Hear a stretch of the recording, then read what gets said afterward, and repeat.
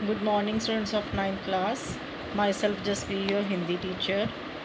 आप लोग घर में उम्मीद है कि आप अच्छे से होंगे, स्वस्थ होंगे और सुरक्षित होंगे और अच्छे से पढ़ रहे होंगे. पहले आपको मैंने भाषा और लिपि करवाया था और आज आपका दूसरा भाग मैं करवा रही हूँ वर्तनी. वर्तनी मीन्स अब वर्तनी क्या होता है, वर्तनी से क्या तात्पर्य है. वर्तनी शब्द का अर्थ है अनुकरण अथवा पीछे पीछे चलना.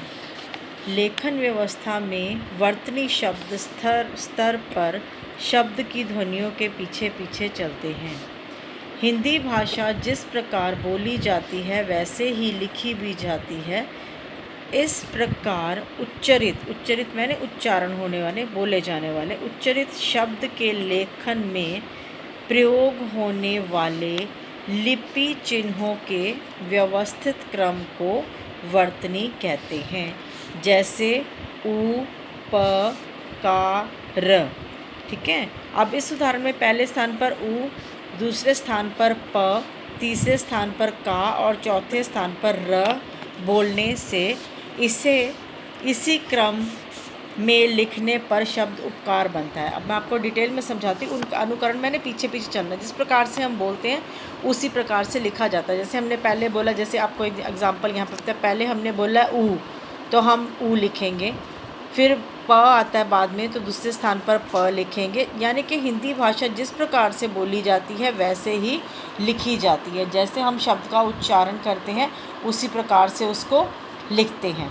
और वर्तनी की परिभाषा यानी कि शॉर्ट में हम कह सकते हैं लेखन में प्रयोग किए जाने वाले लिपि चिन्हों के व्यवस्थित क्रम को वर्तनी कहते हैं. चिन्ह जो हम लगाते हैं उनके व्यवस्थित क्रम को हम वर्तनी कहते हैं.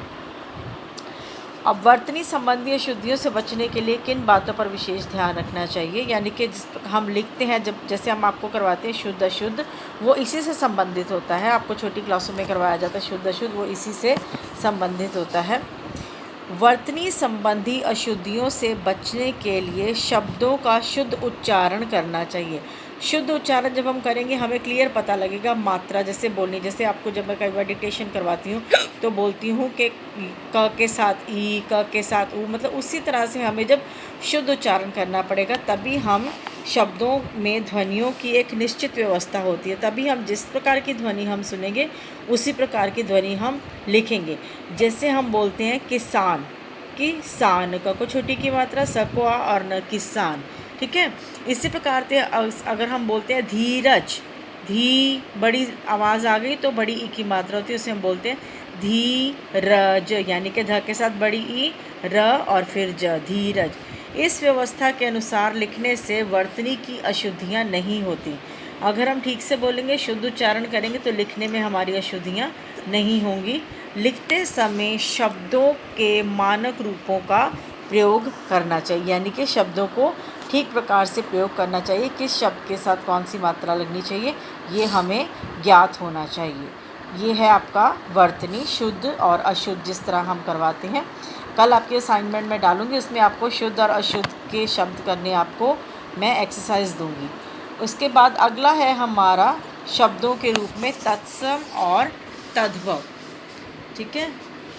अब शब्द जो है, पहली बात है शब्द किसे कहते हैं. दो या दो से अधिक वर्णों के मेल से बनी सार्थक ध्वनि, उस ध्वनि को शब्द कहा जाता है जिससे कोई निश्चित अर्थ प्राप्त होता है. यानी कि दो या दो से अधिक शब्दों से जो शब्द बनता है और उसका एक निश्चित अर्थ होता है, उसे हम क्या कहते हैं, शब्द कहते हैं. जैसे बालक, ध्वनि के उच्चारण से बालक का निश्चित अर्थ मिलता है. जब हम बोलते हैं बालक तो बालक का निश्चित अर्थ है, बालक मीन्स बच्चा. ठीक है. हिंदी भाषा में किस प्रकार के शब्दों का अधिक प्रयोग किया जाता है. हिंदी भाषा में संस्कृत तथा संस्कृत के कुछ बदले हुए रूपों का अधिक प्रयोग किया जाता है. बेसिकली जो हमारी भाषा है, संस्कृत भाषा से हमारी हिंदी भाषा के कई शब्द लिए गए हैं. अभी मैंने जब आपको भाषा और लिपि का जो चैप्टर करवाया था उसमें बताया कि देवनागरी लिपि है मेन जो इसकी लिपि है, और हमारी हिंदी भाषा के जो कई शब्द हैं वो संस्कृत भाषा से लिए गए हैं. जैसे संस्कृत के दुग्ध, घृत शब्द तथा इनके कुछ बदले हुए रूप. अब जैसे दुग्ध, दुग्ध संस्कृत का शब्द है, हिंदी में इसका रूप बदल के आ गया दूध। घृत जो है वो संस्कृत का शब्द है, हिंदी में इसका बदल कर आ गया घी। संस्कृत के मूल शब्दों को तत्सम तथा संस्कृत के बदले हुए रूपों को तद्भव कहते हैं। अब इसको मैं आपको और भी विस्तार से समझाती हूँ। तत्सम, तत्सम का अर्थ है उसके समान। तत्सम शब्द का अर्थ तत् प्लस सम, अर्थात इसके समान है। अब इसका क्या मतलब है? इसका मतलब, इसका तात्पर्य यह है कि संस्कृत भाषा के समान प्रयोग होने वाले शब्द तत्सम शब्द कहलाते हैं। कि संस्कृत भाषा में जो शब्द प्रयोग होते हैं और उसको हम हिंदी में वैसे का वैसे यूज़ करते हैं तो उसे हम कहते हैं तत्सम। इसलिए कह सकते हैं जो संस्कृत के शब्द हिंदी में अपने मूल रूप में प्रयोग किए जाते हैं उन्हें तत्सम शब्द कहते हैं। जैसे कि सूर्य, संस्कृत में सूर्य बोला जाता है, हिंदी में सूरज। चंद्र, चंद्र संस्कृत का शब्द है, हिंदी में चांद। कुपुत्र संस्कृत का शब्द है, सुपुत्र संस्कृत का। उच्च, आश्रय, अक्षर, ये सब जो है संस्कृत के शब्द हैं, यानी कि संस्कृत के शब्दों के समान। तत्सम, उसके समान, इसको हम बोलते हैं तत्सम।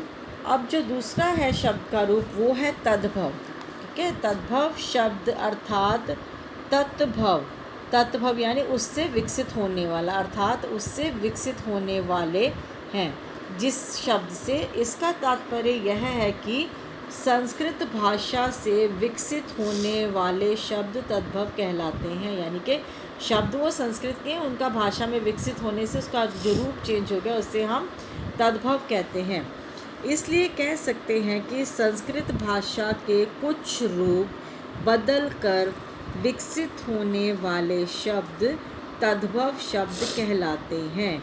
अब जैसे ऊपर मैं आपको एग्जांपल बता रही थी इधर, जैसे सूर्य सूरज, चंद्र चांद, कुपुत्र कुपूत, सुपुत्र सुपूत, उच्च ऊंचा, आश्रय आसरा, अक्षर आखर, ये हो गए हमारे तत्सम और तद्भव। इसी प्रकार से कुछ और एग्जाम्पल है, जैसे अंचल आंचल, तत्सम जो है संस्कृत और तद्भव है आंचल। अंगुली उंगली, एक ही मीनिंग है लेकिन शब्दों का जो है वो अलग है। अंगुली संस्कृत में, उंगली हिंदी में। अंधकार संस्कृत में, अंधेरा हिंदी में। इसी प्रकार से कई और शब्द हैं जो कि जब मैं आपको एक्सरसाइज में दूंगी तो आप इसको सॉल्व कीजिएगा और इसको ध्यान से पढ़िएगा। अपने घर में रहिए, सुरक्षित रहिए और ध्यान से पढ़िए। That's all for today. Good day.